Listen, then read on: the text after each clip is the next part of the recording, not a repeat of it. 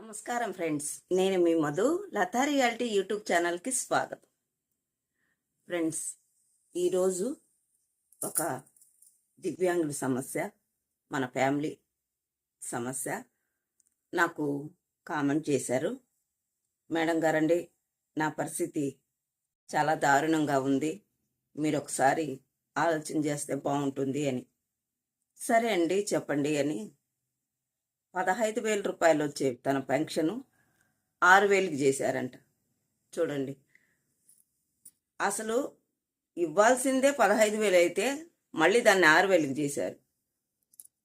ఇది ఒక మనలో ఉన్న ఆలోచన, దాన్ని నేను చెప్తున్నాను అన్నమాట ఈ వీడియో రూపంలో. మీరందరూ, మనమందరము ఆలోచించాల్సిన విషయం ఏమంటే, అతని పెన్షన్ని డాక్టర్ నిర్లక్ష్యం వల్ల తను ఎట్లా సఫర్ అవుతున్నాడు, దీనికి బాధ్యత ఎవరిది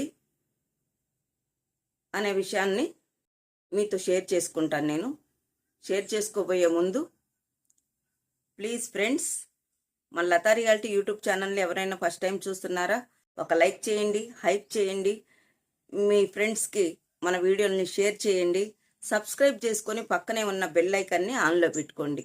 మీ సపోర్ట్ నాకు చాలా అవసరం అండి. చాలా థ్యాంక్స్ అండి. అట్లాగే ఈ బ్రదరు పైనుంచి పడిపోయాడంట. ఎన్నుపూస ఇరిగిపోయింది. అసలు ఏం చేయలేడు ఆ బ్రదర్. అయితే నాకు చాలా బాధగా ఉంది. అసలు అతను చెప్తున్నప్పుడు ఎగ్జైట్ కూడా అయిపోయాం. ఇరిగిపోవడం వల్ల తను బెడ్కే పరిమితమయ్యాడు. 1, 2 మొత్తం వాళ్ళ ఇంట్లో ఫ్యామిలీ వాళ్ళు చేస్తున్నారు. బొమ్మలా కూర్చోబెట్టడం, ఆ వీల్ చైర్లో కొంచెం కూర్చోబెట్టి మళ్ళీ బెడ్ మీదే పడుకోబెట్టడం అన్నమాట. చాలా ప్రాబ్లమ్స్ ఉంటున్నాయి, పెయిన్స్ అసలు బాలేదు. గత ప్రభుత్వం 5,000 ఇస్తా ఉండేదంట ఇతనికి. ఇది జరిగి చాలా సంవత్సరాలు అవుతుంది, 9 ఇయర్స్ అవుతా ఉంది ఇతనికి ఇట్లా జరిగి. ఈ 9 ఇయర్స్లో అతనికి అంతకుముందు 5,000 ఉండేది. చంద్రబాబు నాయుడు గారి ప్రభుత్వం వల్ల 15,000కి మారింది. చాలా సంతోషించాడు. మనకి ఆ సంతోషం ఎక్కువసేపు లేదక్క, నాకు చూడండి ఎలా చేశారు అని. సరే, 15,000 రూపాయలు ఇస్తున్నారు, సంతోషంగా ఉండారు, బాగానే ఉంది. మనకి హెల్త్ పెన్షన్స్ బోగస్ పెన్షన్లు ఉండయి అని చెప్పేసి వెరిఫికేషన్ వేశారు చూడండి. అప్పుడు ఇతనికి కూడా ఇతను రాలేని సిచ్యువేషన్. డాక్టర్ గారే వీళ్ళింటికి వెళ్ళారంట. చాలా సంతోషం. వెళ్ళి గుమ్మం లోపలికి కూడా అడుగు పెట్టలేదంట ఫ్రెండ్స్, ఇది గుర్తుపెట్టుకోండి. గుమ్మం లోపలికి కూడా అడుగు పెట్టకుండా జస్ట్ కంటితో అట్లా చూసేసి, జస్ట్ కంటితో చూసి రాసుకొని వెళ్ళిపోయారు. అదేమైనా వీళ్ళకి చెప్తారా? చెప్పరు కదా. సరే, రాసుకొని వెళ్ళిపోయిన తర్వాత సచివాలయం నుంచి నోటీస్ వచ్చింది ఇతనికి. సచివాలయంలో నుంచి నోటీస్ వచ్చింది, మీ పెన్షన్ 6,000 ఇందా సంతకం పెట్టు అని. సచివాలయం సిబ్బంది ఇతని చేత సంతకం. ఎందుకండి 6,000? నాకు 15,000 ఇస్తున్నారు కదా అంటే, లేదు బాబు, నీ పర్సంటేజ్ 84, అర్థమవుతుందా? 84 వేయడం వల్ల 15,000ది కాస్త 6,000కి వచ్చింది. చూడండి, అన్యాయమే కదా ఇదే. ఆయన సొత్తు ఏమైనా ఇస్తున్నాడా? డాక్టర్ నువ్వేమైనా పరీక్ష చేసినావా?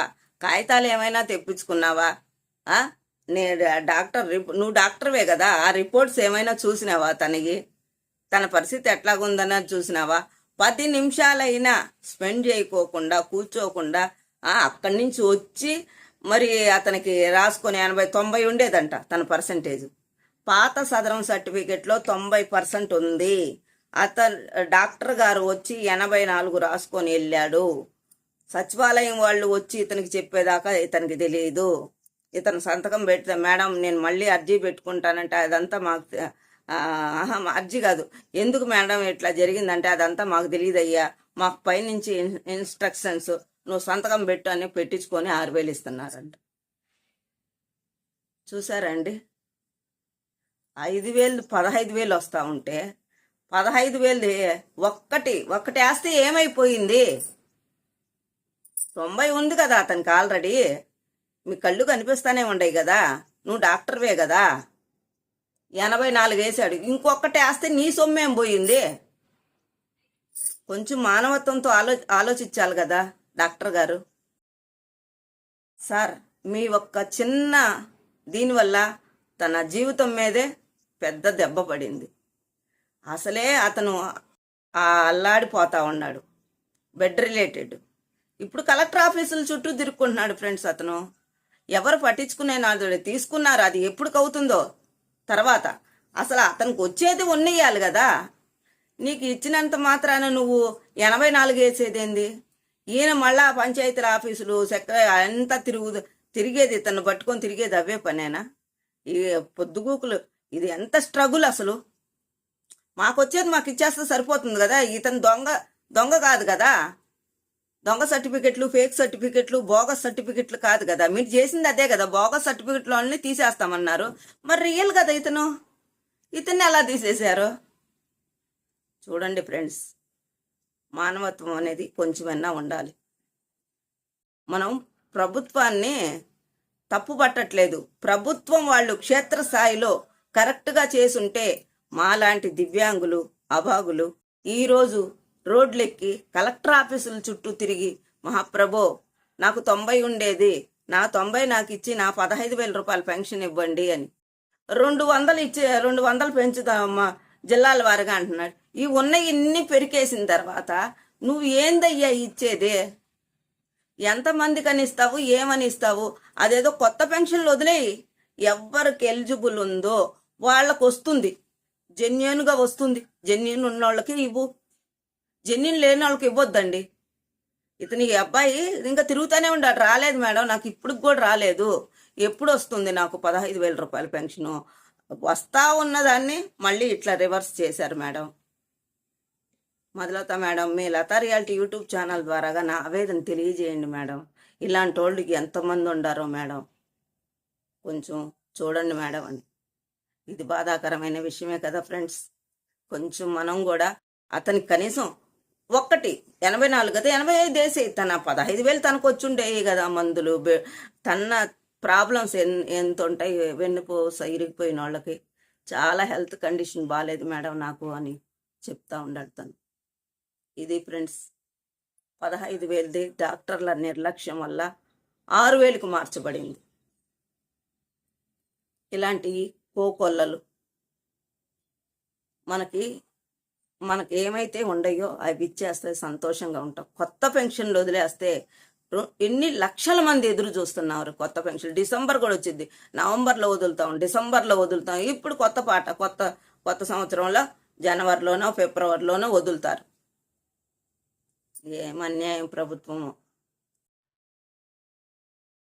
ఫ్రెండ్స్, ఇది ఈరోజు వీడియో.